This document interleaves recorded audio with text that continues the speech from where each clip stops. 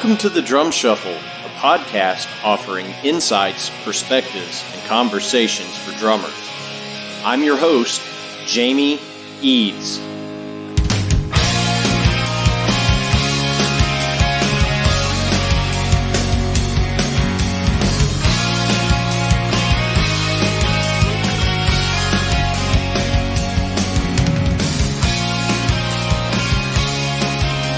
Hey, how's it going out there, everybody? Welcome to the Drum Shuffle podcast. Jamie Eads joining you as I do each and every week.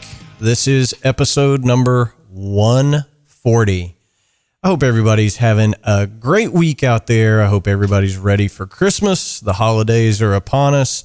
We have a great episode today. We're going to have a lot of fun. I'm going to be talking to one of my dear friends, Mr. Rich Wiley from TnR Products, right after this message from our sponsor, Los Cabos Drumsticks. The best kept secret for drummers is finally out. Los Cabos Drumsticks may look like the sticks you grew up with, but these are not your father's drumsticks. Los Cabos Drumsticks is Canada's #1 drumstick brand, and they are coming to a retailer near you. With operations in over 28 countries worldwide, thousands of drummers have already discovered the Los Cabos difference. Using FSC certified wood from Canada and the US, Los Cabos make the finest quality drumsticks, percussion tools, and accessories on the market. The best news, Los Cabos Drumsticks offers you a ton of choice. They have 22 individual drumstick models and 14 percussion tools, many of which are available in 3 different wood types: maple, white hickory, and red hickory. Red hickory comes from the center or heart of the hickory tree and has been independently proven to be both stronger and more elastic than white hickory without adding a lot of weight. While most drumstick manufacturers have shunned red hickory, Los Cabos Drumsticks has embraced it, becoming the only established stick brand in the world to offer a full line of red hickory drumsticks.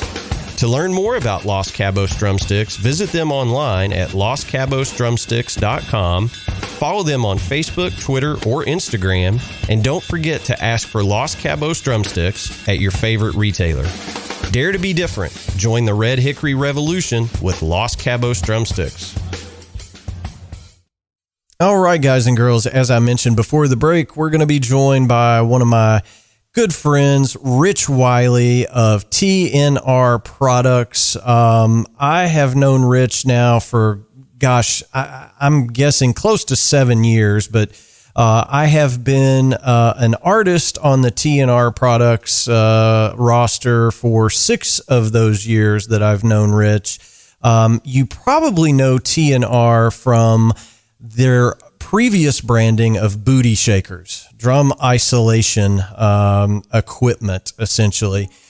They have rebranded as True Vibe just a couple of weeks ago, and I am far overdue for having Rich on for a chat. Rich is a fantastic songwriter and guitarist, so let's not hold that against him, Drum Shuffle folks. Rich is just one of the nicest guys in the world out in Southern California. I think you'll get a lot out of this. We talk shop for almost an hour, so please help me welcome to the Drum Shuffle, Rich Wiley. Rich, brother, how are you today? Oh, man, I'm good, dude. Happy to be here. Well, man, I'm stoked to have you. You know, we were talking the other day. I think I've been a TnR artist for, is it possible that it's going on 6 years? Is that even possible? Yeah. Oh, man. Absolutely. It is. God, time flies, man. But, we were just kind of catching up, and I was like, you know what? We still haven't had you on the Drum Shuffle. So thanks for taking time to do it. I really do appreciate it. Thanks for lowering your standards. I don't know, man. You must not listen to too many episodes of this because.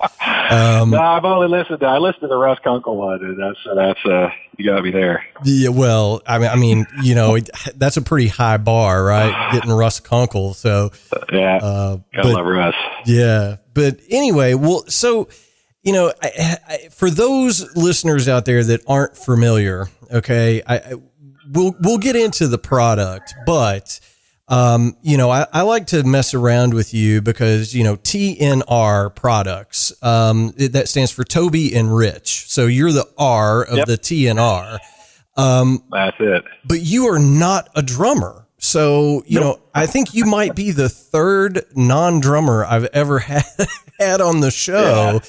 So how does a really good guitarist and singer-songwriter, how do you get involved in drum accessories? Well, it was really just because of my friendship with Toby. And I mean, for me, just as a guitar player, I'm always the most interested in the drummer. The drummer is what makes the gig fun for me. If the drummer's good or the drummer and I can have some kind of, musical rapport, things will be fun. If that's not there, I don't care how great the singer is or how great the piano player is or even, another guitar player. I don't care. It's all about the drummer for me. So I guess I've always kind of had that affinity. Then with Toby and I would have hire Toby on occasion to do live tracks when I was doing commercial music. And one day we had a problem with the drum and we're kind of scratching our head like, why doesn't this sound better? It really should. And that was how we kind of came up with the first floor tom ISO mounts. And we just made them for him. It was just really, how do we fix this and make this better?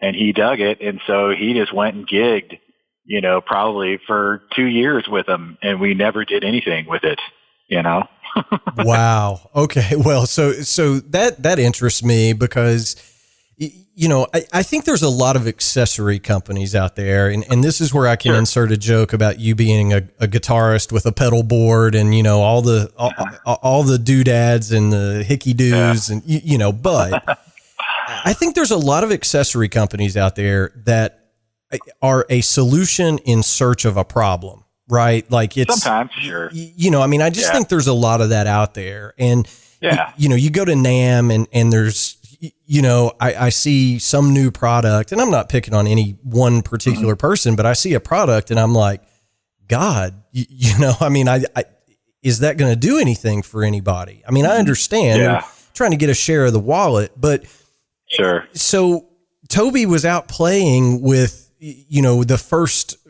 incarnation of the booty shaker, essentially, for 2 years, and you guys didn't think to sell this to other drummers. No, wow. No, it was just for him, and we're like, wow, that's cool. It works really good, and and he, he just gigged with him. I remember. Not long after that, he'd gotten like probably like a 68 Ludwig that was like a Ringo kit, the Black Oyster Pearl. Sure. And but a little bit later one, maybe even later than that. I'm not super on point with my years, but and that was like it was a great sounding kit, but that floor tom struggled. And it could sound really bad. Or, I take that back. It could sound really disadvantaged and disappointing.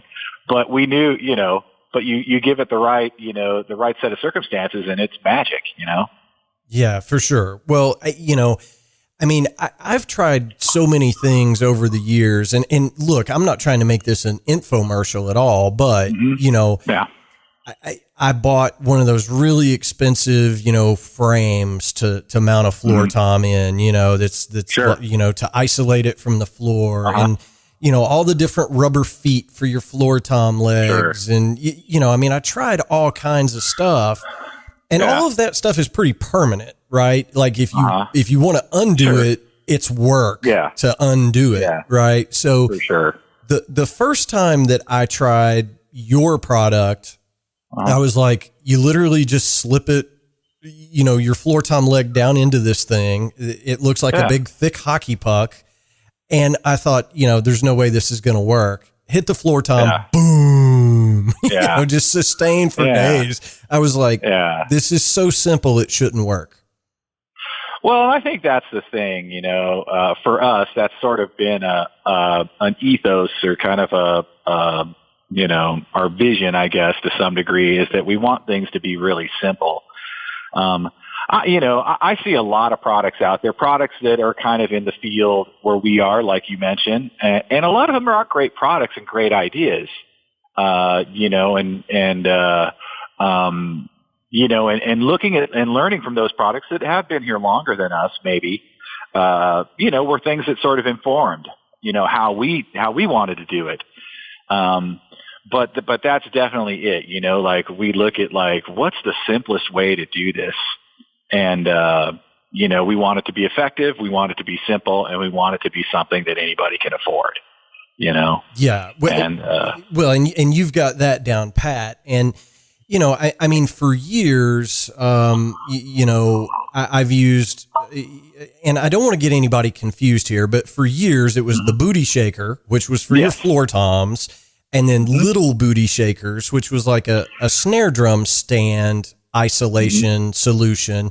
Correct. I play my rack tom in a snare basket, and use them on my snare stand as well. Use that stuff for a long time, and you guys have just recently kind of rebranded from the booty shaker name to True Vibe. So talk to me a little bit about the rebrand. Well, as I'm sure, most of your listeners will surmise that, Booty Shakers was a challenging name. And when we chose it, it seemed clever. It seemed like, it's going to make people ask what it is. But being green in the business of, creating and selling a product, and specifically a drum accessory product, if you're going to have a product that the name causes people to ask, what is it? Well, you'd better have the money to answer that question. And we did not. Yeah, right. So therefore, it was a long haul of really trying to understand how to explain our product and to kind of get across clearly, what people should expect from that product. Over the last year, we hired a new guy who's been helping us with the marketing, a little company called Cadence Media. And it's our friend Ben, and Ben also does Sounds Like a Drum, which is an excellent YouTube channel, and as well as they're on, Facebook and Instagram and Twitter too. But just so much great content that every drummer needs to get hip to. I really love the way they explain things. Anyways, Ben really helped us kind of continue to focus our message and clarify that. Once we really started seeing our marketing move forward, which before this, it had just been a constant struggle for me to learn how to do that. And once it started moving forward, I realized that things were about to change for us, which is wonderful. And I realized that, man, the name is a negative, and now's the time to remove that negative. Yeah, right. That was the long explanation there. You're going to get a lot of long explanations out of me. No. So that's exactly. I'll just apologize now. No, that's exactly what we want on this show. I mean, I go down every single rabbit hole that somebody presents me with. You know what I mean? We don't talk about paradiddles and radamucus. We want to know what makes people tick. But you bring up Sounds Like a Drum and their great YouTube channel. I get so many emails of folks that are like, I can't get this snare drum tuned. What am I doing wrong? And I always go, search YouTube for Sounds Like a Drum. Everything is there. And, it's a master class in, how you make your instrument sound better. So, absolutely. You're working with the right dudes for sure. Oh man, they're great guys. Both Cody and I don't really work a whole lot with Cody. He's mainly on Sounds Like a Drum, but Cody and Ben and Ben's the guy who kind of works with us. But both of those guys are so good and so practical, and they'll try anything. And man, if it works, it works. Yeah. And they'll share it. There's no there's no guile, it's all straight up. Yeah. And I love that about them, Yeah. I mean, it's just a wealth of information. And, Yeah. I really need to get one of those cats on, this podcast. Absolutely, man. To kind of talk through that, because it is such a great resource. And we want people to gain knowledge, right, at the end of the day. So I hate to put it in reverse here, but let's back up for just a minute. At what year was it when you guys were like, hey, we may be onto something here. Let's try to mass produce and get this out to market.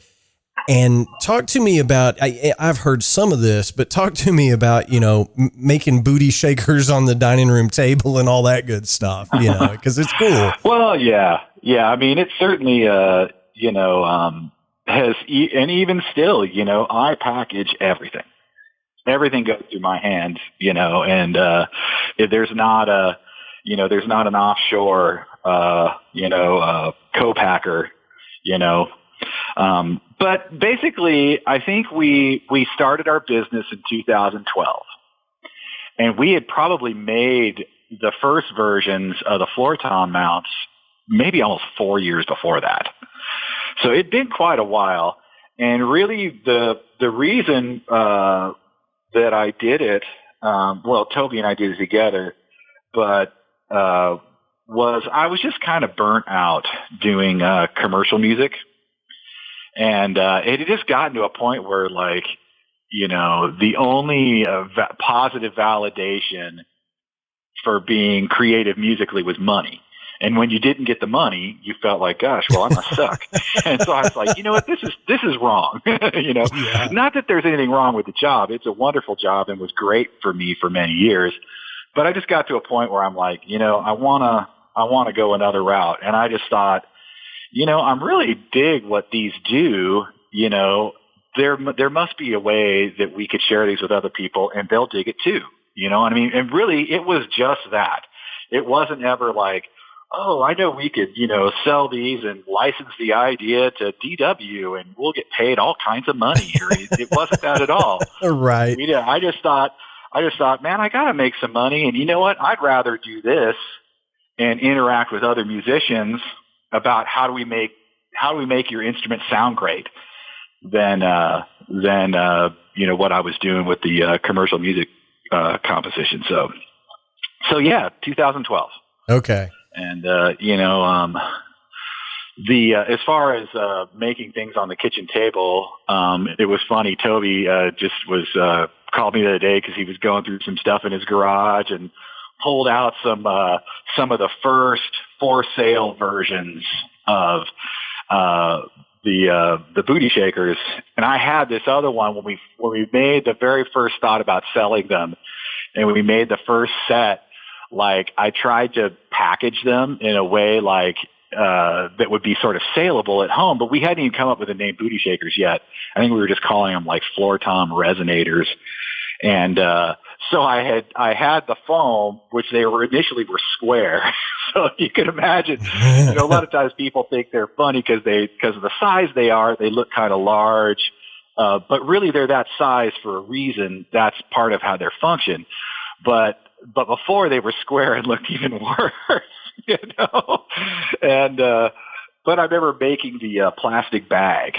I just had like a big Ziploc bag, and I'm like, oh, so I took I cut it and then took a lighter and closed up one end and made it so it was the exact size that I needed. It was kind of funny. Oh man. See, it's stuff like that, Luckily we do it better now. Yeah. But I mean, it's stuff like that, necessity is the mother of invention, right? Like I've got to find a way to package this stuff. It is for us. Yeah. Well, much like you and Toby, I have a relationship, the guy that I've been playing in funnel with since, probably 91, 30 years that I've been playing with Phil Weisenberger. He's got a great studio here in town. And I remember the first time I took a set of the floor tom isolators out to the studio, he was like, "What are those?" And I explained to him, "Hey, this is going to help decouple the floor tom legs from the floor, and we're going to get a lot of, resonance out of the drum. It just makes the drum, sing a little better, and the fundamental low is more pronounced." And he was like, exactly. But his first reaction as an engineer, he was like, "It's snake oil. It's not going to work." Yeah. So sure enough, man, we mic up the kit, and I hit it, and he was like, "Holy shit!" Yeah. He was like, "I can't believe those work." And it really is that sort of experience with your product. I think if anybody just tries it, they're going to be like, "Oh my God, I can't believe this works." Yeah. No, for sure, man. I mean, we've definitely battled, the whole snake oil thing. I mean, not so much anymore. We kind of have enough of a rep but boy, it was hard at first, you're trying to do, well, of course, and then having the name Booty Shakers probably didn't help. Hindsight is 2020. But yeah. And usually that was always what it was. Whenever we would go to a drum show, we would kill every time. And because it's just undeniable when you hear what it does. And, and like I said, I mean, really all we're doing is we're just stopping a negative from taking that away. Like the drum already had it, all along. And, there was just something just kind of, that was a wrench in the cogs, and, we take that out, and then all of a sudden, wow. Yeah, I will. And it is the wow factor. And, the first time I tried the snare mounted products, I was like, man, I really hope this works, because nothing will kill like a vintage rack tom quicker than putting it on a snare stand. Right. And squeezing it with the basket and all that stuff. Yeah. And you were the one that was like, man, you really ought to put those on your snare drum too. And I was like, really? Yeah. Does it make a difference for a snare? And you were like, absolutely it does. Yeah. So I'm a huge believer, and, can't recommend the True Vibe products enough to everybody. It's just, it really does make a difference. And, not to put too fine a point on it, but Funnel played a festival date in September of this year. And, it was one of those, a 30-minute changeover kind of thing in front of a live audience. And, the sound engineer was just kind of line checking everything. And, I was just running across the kit real quick. And when I hit the floor tom, he went, "Holy God, that thing is low." And I was like, "Yeah, man." And so I think he immediately went to the website and ordered some to put in a toolbox, Yeah. So it really does make a believer out of people when they try it. Yes. Yeah. Well, and one of the things to be clear about too, because we're talking about all this, the big sound and a lot of times people hear that, and then they kind of have this opposite reaction of like, well, I don't want all that resonance, and I don't want all that sustain or something like that. And really the thing of it is even if you want to tailor the sound of the drum with like a dampener or, a towel or, throwing some cotton balls in it or whatever you want to do, some tape or something that you want to slow it down and shorten it up, with our products, you're still going to have that fundamental tone and note that is cleaner and doesn't have all the weird overtones or odd harmonics in it, So it's just going to be a more usable sound, even if you do a dry stuff. Like we just did, one of the guys we've been working with lately is a guy named Jake Reed, who does some, some different sample stuff, and he's playing on other, I think he just played on a Katy Perry track, her version of, it's a Beatles tune. All You Need Is Love. Yeah, she just did that. So Jake played on that. And, anyways, he just did a whole sample library of like dead drums. And if you look at all his posts where he's creating these dead drums, all of them have the True Vibe ISO mounts on them. Wow. So, because it's, even if you want it dry and short and dark, still getting that clean, clear tone, that's not straining, is going to be better. Yeah, for sure. Well, and one of the tricks that I use, you got 3 legs on your floor tom. If it's a little too much, I just take one off and leave 2. Exactly. Yeah. Yeah, we'll hopefully do some more posts like talking about that stuff too. That's brilliant that you figured that out. I remember a while back, one of our early artist guys just like you was Butch Norton, who plays with Lucinda Williams. Oh yeah, man. Butch is wild the coolest man. dude ever. And I remember him telling me that. He's like, yeah, sometimes I only use one. And at that point I had never even considered, like, you don't have to use all 3. And I'm like, oh, what a brilliant idea. Yeah. Well, I mean, sometimes when you're in the studio, you're looking for a Tom Petty 70s kind of sound, right? Or 80s sound, where it's a little bit more lo-fi or whatever. And I don't want to give anybody the wrong idea that, hey, your drums are going to ring for a day if you use these. I just think it gives a more truthful, fundamental tone of how you have the drum tuned. For sure. That's how I would explain it. But well, it's just awesome. So, I can't recommend it enough. But now let's get into some serious stuff here. You've mentioned the commercial music for a minute. But let's talk a little bit just about your musical career, because it's been pretty remarkable. And you were... Well, I don't know. Well, but you're being kind there. But you were kind enough to share with me some of the demos that you did years ago. Mm-hmm. Yeah. You've got some serious songwriting chops, Rich. I mean, man, thank you. You're welcome. And I think it's interesting for my crowd, especially. One of the themes that we talk about a lot is, how does a drummer take control of his own career, his or her own career? Mm. Because drummers are typically, sidemen or side women for the majority of their career. And we've had a lot of great independent drummers on here that kind of write their own script, so to speak. Sure.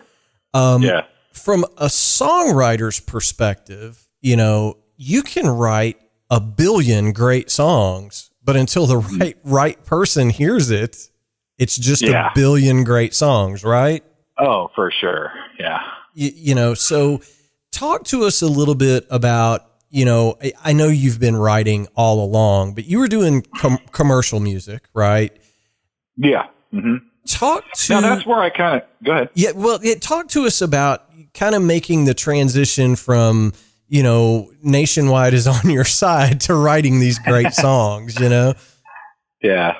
Well, actually, they were kind of intertwined together. I mean, the demos that you speak of were specifically country demos that I went to Nashville a couple times kind of pitching and looking for opportunities.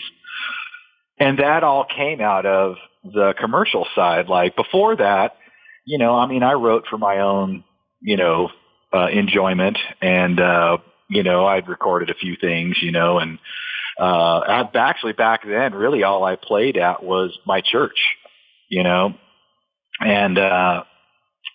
so anyway, so doing the commercial music, I used to have a girl here in town named Eve Sellis, who actually lives in Nashville now, and she did a lot of her and her band and some kind of rotating cast of musicians. They were all kind of like the A-list corporate band people, so they had all the good gigs locked up, Yeah. And, but they also had their original stuff called the Eve Sellis Band, which was all, contemporary country stuff. And, so I had her sing on some demos and things before, so we kind of knew each other that way. And so one day she reached out to me about writing with them for an album. And, which I'm like, yeah, it'd be great. So I went and I think I worked on, the funny thing is I think she had this idea about, it was kind of at the time that all the Tiger Woods stuff with his, him getting divorced from his wife and all the brouhaha around all that. And she had this idea about a song called "When Is Everything Enough?" And so we wrote, that was the first song we wrote, and turned out really cool. So we ended up writing probably like 5 or 6 songs for their next album together. And so after doing that, I kind of thought, oh, this is cool. I enjoyed the process, and I thought, I'm going to put together some more kind of country demos. And during that, she had been invited to go be a part of Tin Pan South, which is sort of a writer's showcase. It's about a month long, I think, or maybe it's a week long, but they do it every year in Nashville, and it's hosted by the Nashville Songwriters Association, NSAI, and, so it happens at all these different venues all over town. The guy that she usually goes with, who's the guitar player, one of the guitar players and singer in her band, couldn't go, so she asked me to go. And so I went out there with her, and we did this one night with her and a couple other girls, singers that were on her label, which is, I think, called Hippie Chick, which is run by this girl, a lady, Kim McLean, who is she's an established writer there in Nashville, and really talented lady, and also roasts a mean coffee bean, I must say. Okay, that's good to know. She does. That's one of her side hustles there. But and she's written some songs for Tim McGraw and some other stuff, and she's definitely had some real success. So we went out there and did that, and I think I wrote a few more after that. I wrote a few more demos, which are probably the ones that you heard, the later ones, and I don't know, I traveled there probably 3 or 4 times to pitch, and then really came to the realization that, if I was going to do this, I'd really have to live here. Yeah. Living in San Diego and going out twice a year or whatever is not going to cut it. Yeah. So that was around the time that I thought maybe this drum accessory thing could work. Well, you bring up a really interesting point in that, Nashville is, I'm not saying this in a bad way, but Nashville is very much, where do your kids go to school? And if you're like, well, we live in San Diego, they're like, oh, really? Like you don't live here? It's, I'm not saying that works against you, but it works against you. You know what I mean? Well, it is. I mean, it's definitely, as you know what, I'll tell you this, to be quite honest, whether you're going to try to be a songwriter and pitch songs in Nashville, or whether you're going to try to make a drum accessory and sell that, at the end of the day, business is the same thing. And it's this, that you got to go out and you've got to make friends. Yeah. And you got to build those relationships. And over time, those relationships mature and bear fruit. Yeah. And that's how it is, Yeah. Well, are you willing to do it, Yeah, absolutely. And, a perfect case in point, I love your neck of the woods.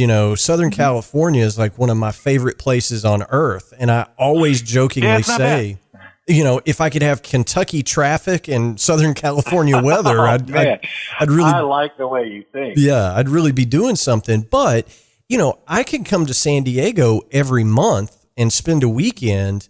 But when you call me up and say, hey, man, can you make a gig next Wednesday? And I'm like, yeah, I'm not going to be back for 3 more weeks. You're probably going to move on to somebody else, right? For sure. So you just kind of have to be there wherever you're putting your roots down. This is true. But, you're in, a great area of the country. You're an hour south of LA, and San Diego is known, and even Orange County, just to the north of you, it's known for great musical, activity. So I know you stay busy enough. But tell everybody, some of the stuff that you're working on right now, because I know you're staying busy. Well, right now, what I'm doing is I have Toby and I both are working with this other guy. His name's Aquilino, and he's a bass player. This guy, I think Aquilino is 70 now, and you would think this dude was like 48. Nice. So we have this little power trio that we do, and it's all his stuff. There's one or two songs of mine in there, but it's very, just 60s, late 60s, early 70s, blues rock, whatever you want to call it, classic rock stuff. And so we've been working on an album, and I think we're 8 tracks deep so far, and so we have a few more to do before we wrap the album. But it's turned out really cool and been a lot of fun, and I'm super excited about gigging it. And because I love recording, and I have a fair amount of experience recording, but man, I love playing in front of people. And to me, that's the best thing. And I guess that's all because I don't do that enough. That I say that. I know people who are gigging, for their rent money, 4 nights a week are like, I'd rather be recording, Yeah. But, the grass is always greener on the other side. So, and then I actually did just join a local cover band called Diego Blues, and I kind of been working with those guys. They kind of been out of circulation, and so we should, I think, in January, we'll start gigging again. Cool. I did do one gig with them, which I've never done a cover band before, which is probably strange. I've always played original music. So it's been a really great, learning process for me. I think that I did do one gig with them back in, in October, I think. And I had to crash, learn 33 songs, in a week. Yep. So that was pretty gonzo, but it was cool. It was a good stress. Yeah, man. Well, I mean, I say to people all the time, if you really want to have to dig in on something, learn 30 of somebody else's songs in a week for a gig or a tour or whatever. You will work muscles in your brain that haven't been worked in a long, long time, right? Because you can't wing it. You have to commit that stuff to memory, right? So there's not a lot of room for error, and you have to, as a drummer, you have to get the feel right, and you know all those things. But well, there's dynamic changes, and certain. There's, whatever, different accents and whatnot. And I mean, I guess for me, what I always do is I try to identify, this is the thing that I've got to nail in the song and make sure I focus on that. There may be another part of the song where hey, this is easy. I can do this without thinking, but just focusing on that, those money spots, Yeah. And, but even that, if you're trying to do that on 30 some songs, I mean, it's still a lot. That's a lot. Yeah, for sure. Sure, man. And I'm sure you've done way more than I know. Toby, he's done a lot of corporate work and, just a lot of pickup playing around town. I mean, he's very, so he's done that, so many times, he's more adept at it than I am, but I'm glad to have done it. Yeah, man. Well, I mean, kind of the rule that I've adopted, in my however long 35 years of playing is never say no to a gig. Mm-hmm. And I can honestly say I've turned down some gigs, but it's legitimately because I just could not do it. Right.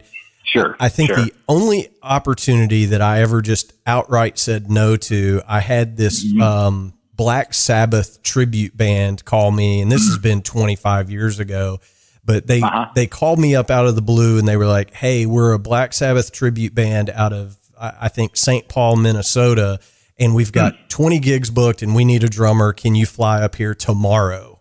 And this was in February. And I was like, okay, I love Black Sabbath, but I'm not going to friggin' St. Paul, Minnesota in February to do 20 Black Sabbath tribute gigs. Not gonna happen, that kind of thing. No blind? Yeah, right. So that's the only time that I was ever just like, no, I don't want to do this, so and that helps you grow as a musician, is just to do anything you possibly can. Yeah. I think too, like one of the things I've learned recently, and I think this is true for any musician, regardless of their instrument, is that we're always looking for like, hey, how do we level up? Like how do I play with those cats that are a little better than me so that I can be better? And no doubt that is, probably the best way to increase your ability and your chops and just your musicianship in general. But recently I've kind of like learned that there is a lot to be gained by playing with people who maybe aren't as good as you. And how do I kind of negotiate that? How do I go, hey, what can I do to make this the best that it can be? And man, that takes a lot of skill sometimes, Yeah. And a lot of times we tend to go, I don't want to play with those guys or whatever, and so that's been cool, man. I'm learning the joy of like, it's okay, if maybe these guys aren't as good or whatever, like, man, let's get on it and let's make some music. How do I make music? Whatever I'm doing. Yeah. And I just think so many of us get caught up in the whole, every gig is life or death. Every recording session is life or death. And, you just get so focused on how do I move to the next rung of the ladder that you lose some of the enjoyment, right? Like, it happens. And I jokingly say on this show all the time, if I have to play Brown Eyed Girl one more time, in a wedding band. If that guy says, play Mustang Sally, he's getting a stick to the back of the head. Right, and I'm not doing it. or Brick House or whatever it is, But at the same time, man, you go play one of those gigs and the bass player, you never know. He might be in Iron Maiden next week and say, hey, we need a drummer. You just don't know, That's a ridiculous example, but for sure, you just never know where the next gig is going to come from. So you have to treat them all with respect. I think so. But at the same time, it's not life or death. Go have fun. Yeah. Well, and even just, on the level of, you could be playing and just having that attitude that like, I want this to be amazing, even though I've played this 100, or 1,000 times and, just having that kind of attitude, and I mean, to be quite honest, that's the attitude that gets you the dream gig. Yeah. Like a lot of the cats that I know, especially, I know a lot of famous drummers now, and most of them are like the most like positive, like get it done, like what can I do to help kind of cats, like it blow you away, And that's why they have those gigs, is because they're constantly going, how do I help this other person realize their vision? Or, especially in light of being a sideman, whether it's guitar or drums or whatever, how do I make the vision happen? Those are the cats that get the great gigs. Yeah, and a perfect example of that, and I haven't even mentioned this on the show, but, the great Bobby Jarzambek, right, who is just, he's played in I don't know how many metal bands and hard rock bands. I think he was in Fate's Warning at one time. He, was Sebastian Bach's drummer for many years from Skid Row. This guy is just straight up a badass rocker. He just took the gig with George Strait and the Ace in the Hole band. Nice. That gig is not at all what you would think Bobby would be in, right? Yeah. Just kind of playing straight ahead, 4 on the floor kind of country stuff and some shuffles, right? Playing some train beats. Yeah, exactly. But do you know how much George Strait pays his band? I'm sure it's a lot, Yeah, so I'm sure it's good, man. Yeah. And Bobby's a Texas guy, so it made sense. But when that call came, he was like, yeah, man, I'll trade in my double bass 12-piece kit for a 4-piece and do some country shuffles. I'll do it. Yeah. Yeah. Well, and I mean, regardless of, what area, or style or genre of drumming you're doing, I mean, to be skilled, has the same challenges, I mean, one of the things I really appreciate about Toby, my business partner, is, going and playing blues with him and like how many different ways he can play a shuffle. Right. I love that.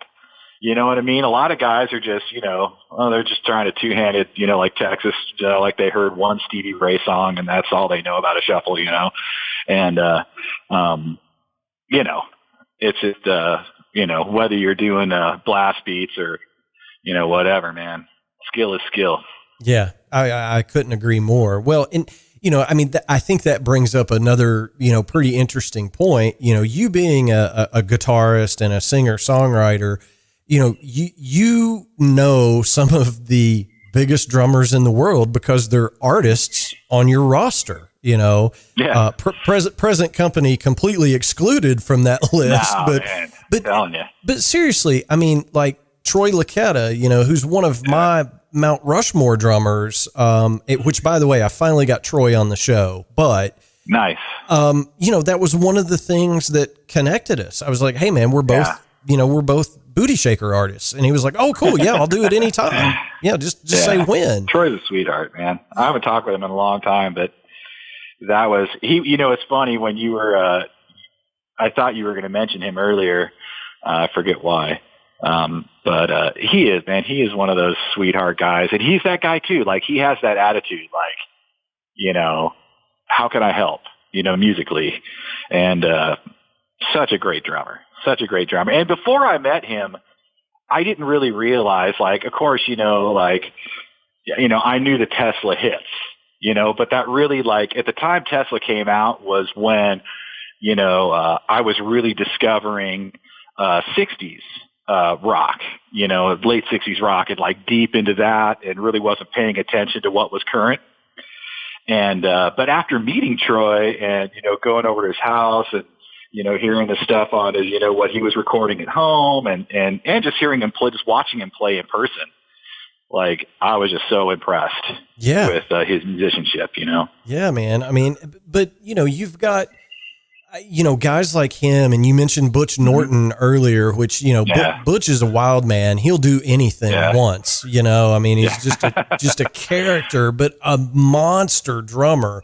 Know all these guys. So, if you really, wanted to, you could pretty much call up any drummer in the world and be like, hey man, will you play on this demo? Right. I mean, that's, well, I don't know, but that network I is guess there. I could ask, yeah. Yeah. But the I network know that is, I have stuff that would be worthy of a lot of those guys. I'm kind of not quite on that level yet, but there's some of them, actually one of my favorite guys in Nashville, this is off topic, drummer, is a guy named Kevin McKendry. And Kevin was the band leader for Delbert McClinton forever. Yeah. Well, not forever, but for a long time. And man, Kevin is one of the best piano players. So good. And I used to, whenever I would go to Nashville, I'd always go see them at, he played with this other band, I'm blanking on the name, Mike Henderson. And they would play Sunday nights at the Bluebird. And that was the only time that the Bluebird was like a bar and not like the Bluebird where everybody had to be quiet. You couldn't order drinks during the song or nothing. Everybody pays attention, Yeah. And, oh man, so good. Well, I mean, when you say Delbert McClinton, you know what I'm saying? You're starting to speak my language, and oh man. the great Jack Bruno has been playing with Delbert here lately. I mean, just that's a who's who of badassery that's gone through that band over the last 50 years, so. Yeah. But you mentioned you got to go out and make friends. Business is business, right? But for sure, the business of music, I bemoan all the corporate, stuff all the time on here. The artist is always the last to get paid. It's impossible to make a living at it anymore. There's, it is, man. But I say all those things on this show. But the cool thing about our business is you do have those lifelong friends, right? Oh, absolutely. That you make. And absolutely. Everybody's in the same machine and they know how hard it is, right? Yeah. Yeah. Well, and I think the more real that you are as a person, I think people just connect with that. Yeah. And everybody's looking for people who are real. You know what I mean? Because for the very reasons you just mentioned, that there's so much harshness. There's so much, just down to the dollars and cents. And, there's so much disappointment or hope deferred. And when you can connect with people that are real, man, that's what life's all about. Yeah. Well, and I mean, I would make the argument that you don't get into music to put on a front, like musicians bare their soul. I mean, that's, as a songwriter, you can attest to that. Like you're probably not writing about fake stuff. You're writing your experience, Yeah, for sure. Yeah. So we all kind of bear it all for the world to see because we're, we're artistic and, I just think it's hard to find a more real group of people than people that are trying to do this as a vocation because it's hard, It is. Yeah. But, it's worth doing. Sure it is. Absolutely. Well, so, I want to be respectful of your time, Rich. This has been a great hang and a conversation. Yeah, good. I've just had so much fun. It's always good catching up with you. First of all, it had been far too long since we had last spoke, but I want to say, and this is heartfelt and sincere, I want to thank you and Toby both for being such ardent supporters of mine and helping me out. Wonderful. You're very welcome, man. I am so proud to be an artist on your roster with all these other great names. And, anytime I've ever asked you for anything, you were like, no problem, and that's just, it's so hard to find. And I can't thank you enough, for all that support. So, first of all, my gratitude to you for all that. Oh, absolutely. You're welcome. So secondly, with the rebrand, to True Vibe and all the stuff that's going on, there's a lot of social media going on out there. Tell everybody, what is the best way to get in touch with you guys, where to follow? Is there one social channel that's better than another? Yeah, I mean, for us, most of our stuff kind of starts on Instagram is kind of the home base for us, which is all just at TnR Products. And the same for Facebook and Twitter.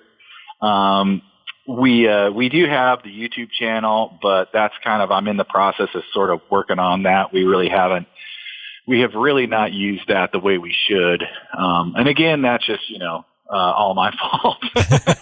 There's only so many things I could do in a day, but yeah, Instagram is the great place. And then obviously, just TnRProducts.com. They can always go there and find all our social media right there.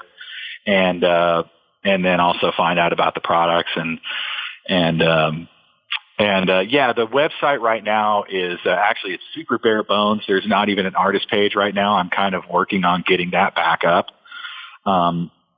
Where we did a switch over to a new website when we did the relaunch back on November 19th. And so I was able to get basically the homepage and the shop up. And so now I'm going back and kind of, bringing the artist page back and some other informational stuff. So gotcha. Okay. Keep the eyes out for that. Cool. All right. Well, we're going to send some folks your way. What is what does the future hold? Get out your crystal ball, but yeah. So this is a 2-part question. What is next for TnR, and what is next for Rich Wiley, the musician, the song? Do you have a pandemic record that's going to surface in, in 12 months? Or no, man, I was just trying to play the whole time, Yeah. And excited to get back to that.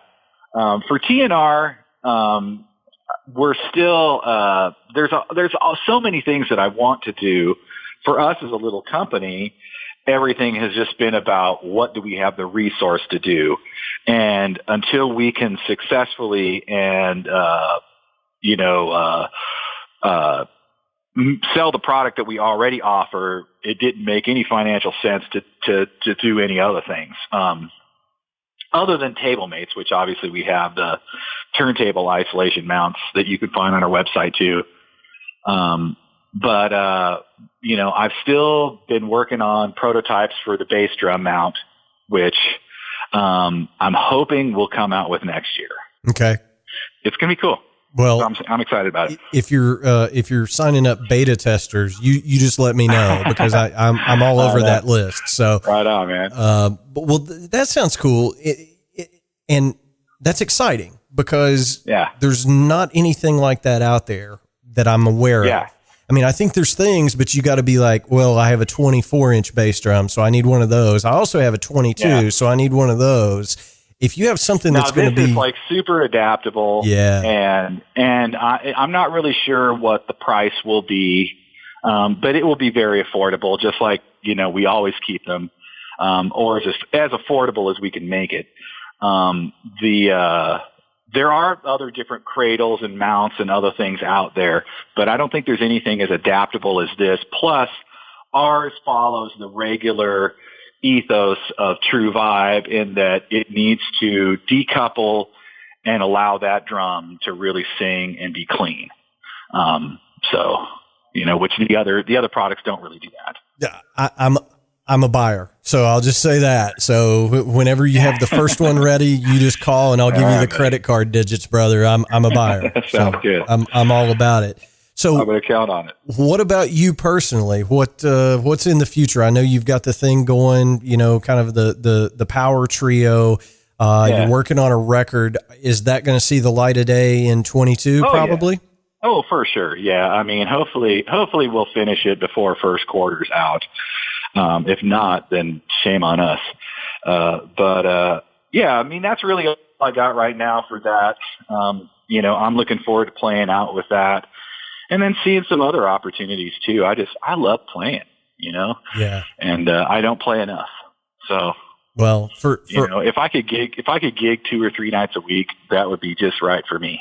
Yeah. Well, I mean, touche, right? We'll see. All of us, Well, for all of our listeners out in the Southern California, San Diego area, there's your guy right there. If you're looking for a really good guitarist, Rich wants 2 to 3 gigs a week. So call him, get him on the phone. So, well, brother, as always, man, I can't thank you enough for taking time to do this. We're going to send some folks your way. We'll link everything up from the drumshuffle.com over to TnRProducts.com. And, man, have a healthy and happy holiday season, and let me know how I can be helpful, brother. Yeah, wonderful, man. You too. And Ben, thanks for making us part of the Drum Shuffle. We're proud to be here. Well, I mean, you guys are a big part of my team. And like I say, man, I can't thank you enough for all the support over the years. Hard for me to believe that it's been 6 already. That's crazy to me, but I know. Time flies. Time does fly. So, well, Rich, thanks again so much, man. We'll talk to you real soon. Yes, sir, man. Thanks, buddy. All right. Thank you. Bye. All right, guys and girls, that is going to do it for episode 140 of the Drum Shuffle podcast.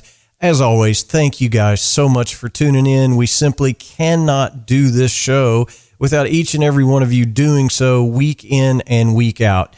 Many, many thanks to my buddy Rich Wiley for taking time out of his schedule to come on and talk about TnR, True Vibe, a little sneak preview there of a killer new product that we're hopeful to see next year.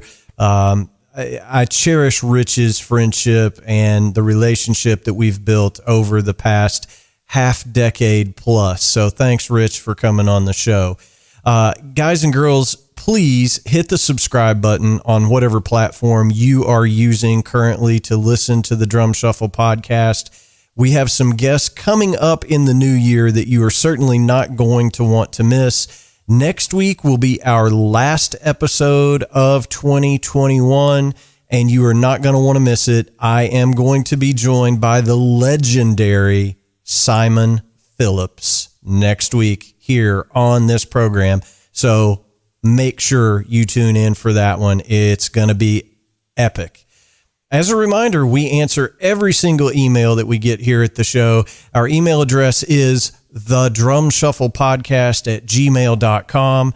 Our web address is thedrumshuffle.com, and you can always find more information about me over at jamieeads.com. Again, thank you so much for tuning in. We simply cannot do this show without your support. If you really want to help us out, the biggest thing you can do is share a link with a friend. Tell somebody you know about the podcast. We have big plans for 2022. We hope you'll come along for that ride. So until next time, may your head stay strong and your sticks never break. Cheers, everybody.